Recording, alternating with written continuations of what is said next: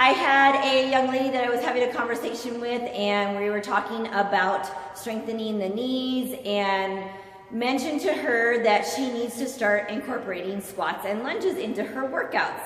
Her response to me was, I can't do that. I feel like I've got pins and needles going in between my joints and my knees, and it's just not an option for me. So what I wanted to tell those of you who have that same situation going on, that it is possible for you to do squats and it is possible for you to do lunges pain-free, hopefully.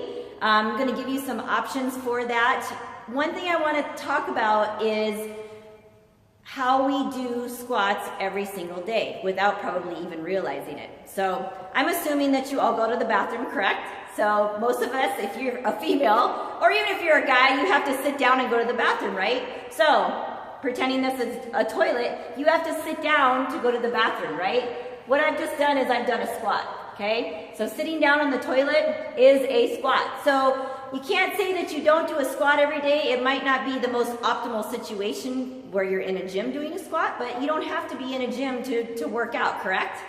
So one thing I want to go over today, the reason why I'm so passionate about getting people who've got issues with their knees or their hips to incorporate squats and lunges into their workout is because it's a multi-joint movement. You know, we don't want to spend time doing loads and loads of leg curls. We're just working one joint at a time, and we don't want to overstress that joint if we've already got pain there. So that is why I'm so passionate about kind of keeping the body moving in all different areas and doing the move that's most beneficial for you, kind of with the least amount of work, okay? So if we were to do, you know, work all of our muscles of our legs individually, that could amount to, you know, hypothetically like 4 or 5 exercises. So if we can hit all of those muscle groups and all those joints with one exercise, time saver, biggest bang for your buck. So I say, why not go for that approach, right? So a couple of things I want to go over, especially for those of you who do have pain in your joints when you're doing squats or when you're doing lunges. Don't think of a squat as having to go all the way down to the floor and all the way back up. You don't have to go full range of motion on these exercises to make them beneficial or make them work for you.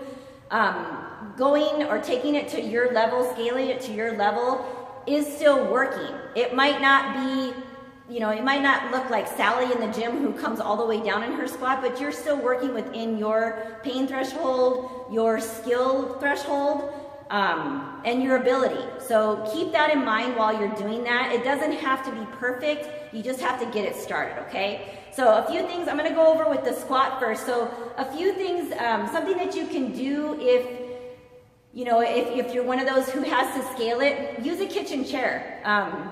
That is something that's something that's common to us every day, that we normally will sit down in a chair to eat, okay? I'm not going to have you go in your bathroom and do squats on the toilet. That's just kind of creepy weird. But you can always grab a chair from the kitchen. So when you do this, a couple of things that I want you to think about. So I want you to make sure that you're standing a little bit in front of that chair so that you're not touching the chair itself, okay? So maybe a couple inches. You've got the comfort of the chair to know that if you happen to lose your balance, you can fall into it, so it's not as scary. But we're standing a couple inches in front of it. I want you to think about loading your heels. So what that means is not raising your toes up off the floor, keeping your whole foot on the floor, but maybe centering your weight back a little bit more in those heels, okay? And then for counterbalance, we're gonna take those arms out in front of us, okay? So arms are gonna go out in front of us, maybe shoulder level, and I want you to think hinging with the hips first. So we're gonna initiate that movement, sitting back, tapping the chair, and then standing back up. And all the time, my weight is in my heels, okay? And if you can see my knees aren't coming out this way. As I sit my hips back, my knees are right over the tops of my feet, okay? So again, that's gonna help keep those knees safe, hopefully keep you pain-free. And then I'm gonna adjust my camera here a little bit. So I've got a 45-pound weight plate here. I gotta get better at my camera skills. So talking about lunges, so moving on to that now. So you lunge when you step on a stair or when you go up onto a curb. It might not look like a traditional lunge where you're going all the way down to the floor like this, but it is still nonetheless a lunge.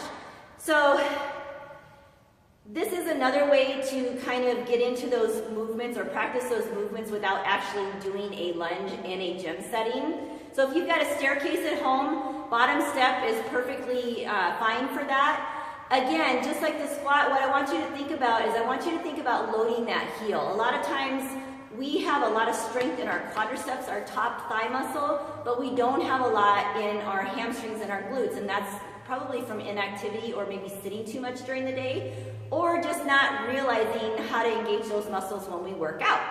So that's what I'm here to talk about. So I know my head's gonna get cut off on this one, that's okay. I want you to basically see my feet, but when you're doing your stair step onto into your lunge, or if you're doing it, if you've got a curb outside your house, that's a great place. It's a short distance, so that's an optimal place to learn how to do this.